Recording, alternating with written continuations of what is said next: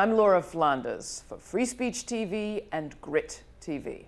For 5 vibrant days in June 2010, over 20,000 progressive activists, artists, and journalists took center stage in Detroit. The U.S. Social Forum had come to town, and Free Speech TV, Grit TV, and our progressive media peers were there to cover the story. This is Rosa Clemente reporting live from the United States Social Forum for Free Speech TV. As you can see, the march has already begun. There's thousands of people here in the city of Detroit coming together saying another world is possible, another U.S. is necessary, and another Detroit will happen. The Social Forum consisted of over 1,000 different workshops, trainings, cultural performances, film screenings, direct actions, plenary sessions, and people's movement assemblies, where activists convene to map out concrete next steps in organizing for and across causes. Certainly, one of the things we need to do in the essence of reclaiming our humanity and reclaiming ourselves, reclaiming our lives, is to kind of build the networks and build the institutions that will be the world that we can imagine. The Social Forum also included a People's Media Center as staging area for the journalists who converged to cover the proceeds.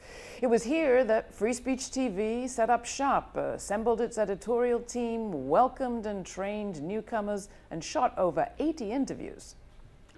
I was proud to work alongside the Black World Today's Herb Boyd, Rosa Clemente, co-founder of the National Hip Hop Political Convention, Jared Ball of Pacifica Radio and VoxUnion.com, Yes Magazine's Sarah Van Gelder, talk show personality Marc Steiner, and our friends from the Media Consortium, New America Media, TruthOut.org, and more. Here's a sample of some of the diverse voices that Free Speech TV brought to millions of homes way far from Detroit. Y si vienen a buscarme con la policía, hey, que se vayan al carajo. Y si la compañía pide disculpa, hey, que se vayan al carajo. Look at all these tents here. Tell us about who are these people? We have activists who are here from all over and participants who are here from all over the world, who are staying here in one of many mini tent cities that are being set up all over Detroit for the conference. Well, I was born in Detroit. My family worked. My mother and father worked in the automotive industry, and I myself also worked in the automotive industry. So I've been around Detroit all my life. I love my city, and at one time I used to love working for the automotive industry. But now those jobs are no more. So we have a lot of people here that's just unemployed. You got people with master's degrees working at McDonald's, and they're not even managers.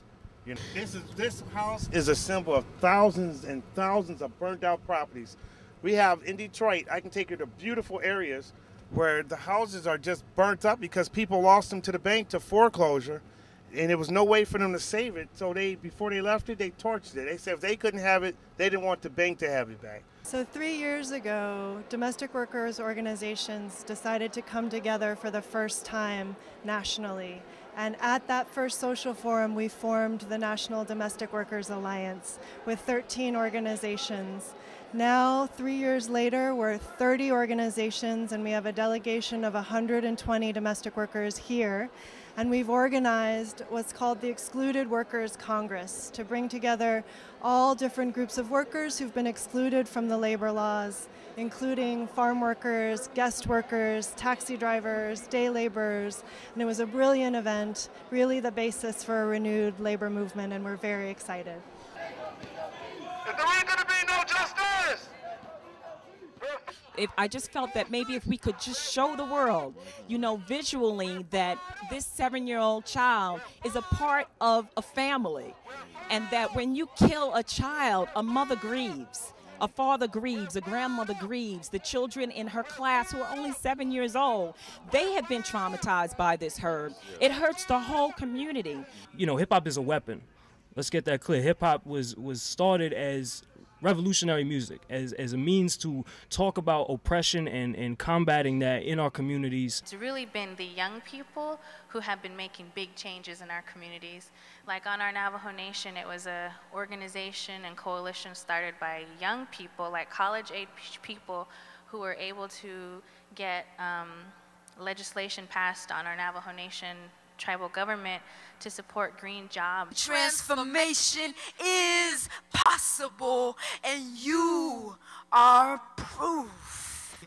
And right now, we need dream weavers, bridge builders, truth sayers, light bearers, food growers, wound healers, trailblazers, life lovers, peace makers. I know y'all are out there, peacemakers.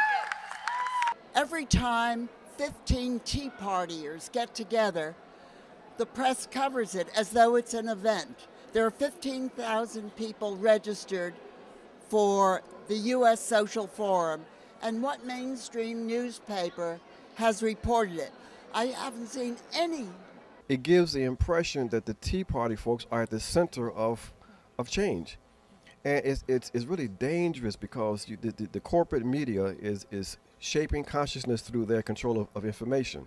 We've got to cultivate our alternative media sources and make sure that we drive more people to those sources where you can get some real information. Free Speech TV broadcasts live from the media center, the conference halls, and the Detroit streets, streaming on freespeech.org and broadcasting to Free Speech TV's 35 million television homes on Dish Network and DirecTV, and over 200 community cable affiliates. Immediately following the live broadcast, the Free Speech TV team back in Denver published over 600 video clips across the blogosphere. They distributed the clips virally via Facebook and Twitter. In total, over 45 hours of video were produced, broadcast, webcast, and syndicated over the 5 days of the forum. All right, I want to give it up to Free Speech TV because they've been holding down all the streaming of the social forum, making it possible for 30 million people to see what's happening here in Detroit. Thanks for tuning in and supporting fearless, independent media. I'm Laura Flanders for Free Speech TV and Grit TV.